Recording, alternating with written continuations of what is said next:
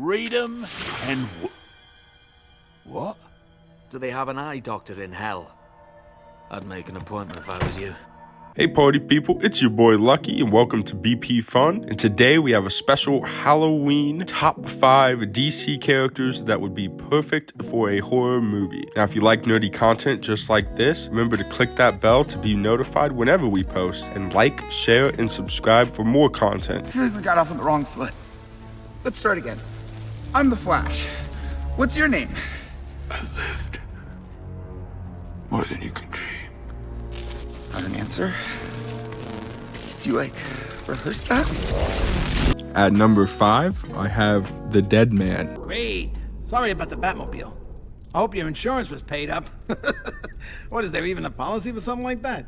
Deadman, aka Boston Brand, is a superhero that first appeared in Strange Adventures number 205 in October 1967. The Deadman is known for his ability to fly, invisibility, intangibility, possession, expertise in acrobatics, unarmed combat, and occultism. He's been linked to the Justice League before, and one of my favorite things about the Deadman is the fact that he is dead. It's great, but I'm dead. If you think about Casper the Friendly Ghost, it is kind of like that, but more action-y, right? This is a guy who was an acrobat who was murdered by an unknown assailant, and he was granted power by a Hindu deity to remain a disembodied spirit who can temporarily take possession of any living being in order to fight evil forces. That's interesting. I think you could do a lot with the horror element of that character, where it's almost kind of like a Spawn thing, where he's not necessarily in every scene. It's not like the Batman where he's tangible, but you can kind of have him possess people throughout a film to do good deeds, and not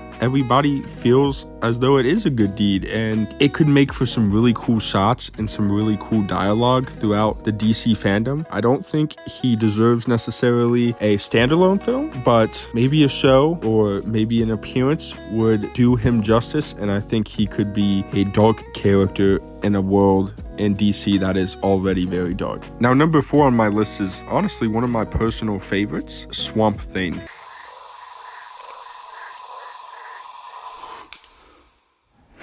Now, Swamp Thing is a superhero and anti-hero appearing in DC Comics. The first time he appeared was in House of Secrets number 92, July 1971. It was in a standalone horror story set in the early 20th century. The coolest thing about him is kind of his looks. He's this big green monster with the red glowing eyes, and he's the protector of the environment. Now, I know that there was one season of Swamp Thing that originally came out a few years ago, and it came out to kind of mixed reviews. When I personally watched that season, I really enjoyed the darkness of that character. For me, his abilities are really, really sick. He has cosmic energies connected to all plant life. The green, he possesses various powers like manipulation of plant matter, kind of like Poison Ivy in that respect. He allows for changing shape and size, traveling through time, and can appear in places where there is life. So anything that has life, any type of wilderness, any type of nature, Swamp Thing can appear, which is super scary, and when done properly could be really cool. He also has the superhuman strength, durability, and possesses regenerative powers, and can also grow wings like a giant nature angel, basically. At number 3, the Joker.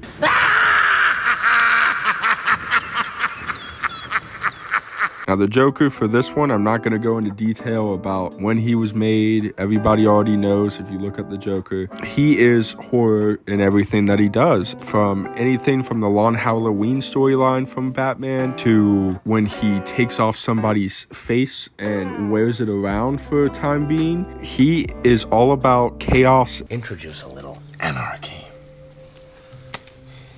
Upset the established order, and everything becomes chaos.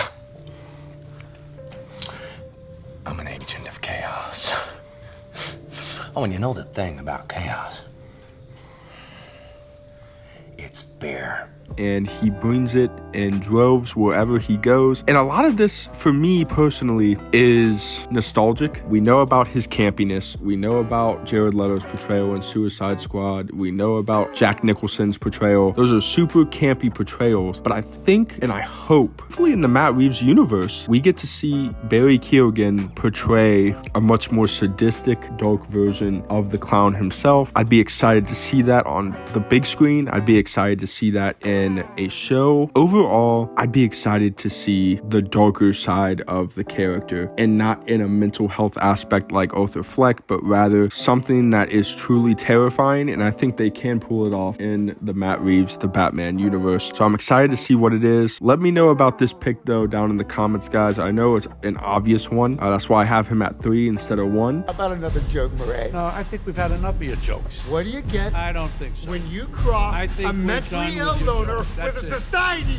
that abandons him and treats him like trash? Call the police, I'll Gene. tell you what you get. Call the police. Get what you deserve. Number 2, Scarecrow. Die, knowing that I will make them suffer. Everyone.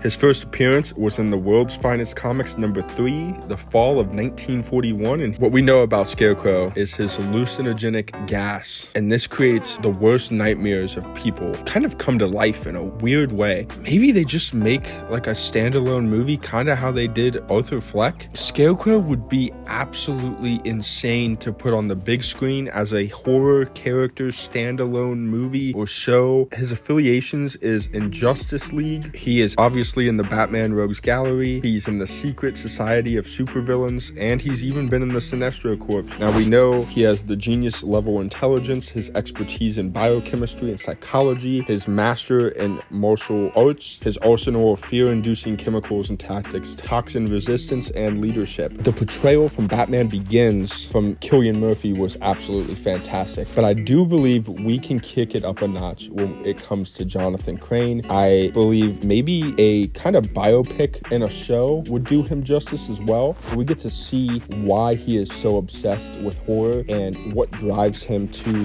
kind of figure out what everybody's worst fear is. Maybe testing on people, maybe his victims he doesn't just kill. Like the Batman Begins, he's a psychologist. He wants to understand fear in and out. I would love to see him dive deeper into that, to see more of that aspect of him and what drives him mad into becoming the Scarecrow. And you could make a very dark, gritty series surrounding him. Would you like to see my mask? I use it in my experiments. Probably not very frightening to a guy like you, but these crazies, they can't stand it. So when did the nut take over the nut house? They scream and they cry. Which is your day now? Well, he's not faking. Not that one. Now, before I get to my number 1 pick, I have 2 to 3 characters that I would like to discuss here in terms of honorable mentions. Number 1, I have Victor Zsasz, and Victor Zsasz is a unique one that I didn't know whether or not to really put on here, but I'm deciding to put him on because his character is nothing more than a guy. He loves to mark his victims on his own body. So he's basically a serial killer, much like Longlegs, if you've ever seen the movie Longlegs. That could be super interesting in the context of kind of a crime thriller. Secondly, I have Clayface. Clayface is a failed actor who gains his clay powers, and he is able to shapeshift, and that could be interesting. Taking a guy who just wants to be loved and respected by people, who falls into this terrible kind of psychosis of he wants to look beautiful, he'll do anything to look beautiful. When he gains these clay powers, he can shapeshift into anybody he wants. That could turn into a really good horror story of him trying to present himself to people when on the inside and outside he always reverts back to the ugly giant clay monster that's melting all over the place. And last but certainly not least, Killer Croc. Killer Croc is pretty easy. He is a giant crocodile man. It doesn't get scarier than that. He loves to eat people. He leaves skeleton remains behind when he does eat people, and that could be super super gruesome or something that you put into the Arkham Asylum show of just death surrounding. And he is everything you would look for in a killer who is also kind of a cannibal.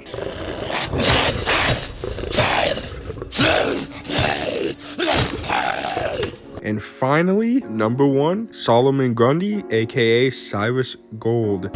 Solomon Grundy, born on a Monday, christened on Tuesday, married on Wednesday.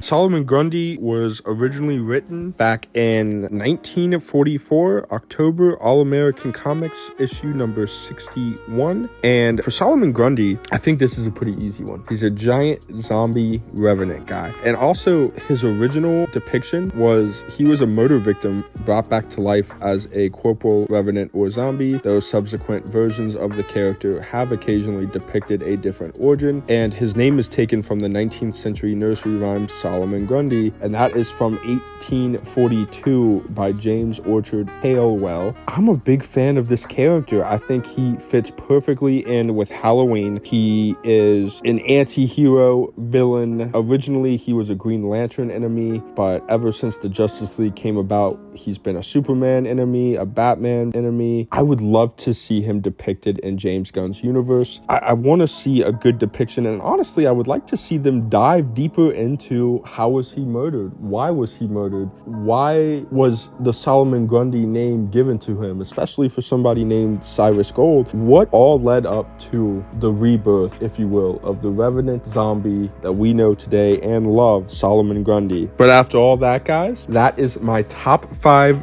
DC characters that would absolutely kill a Halloween horror movie show vibe. I will see you guys in the next one. Happy October, happy spooky season, everybody. Have a good one. This is Lucky, signing off.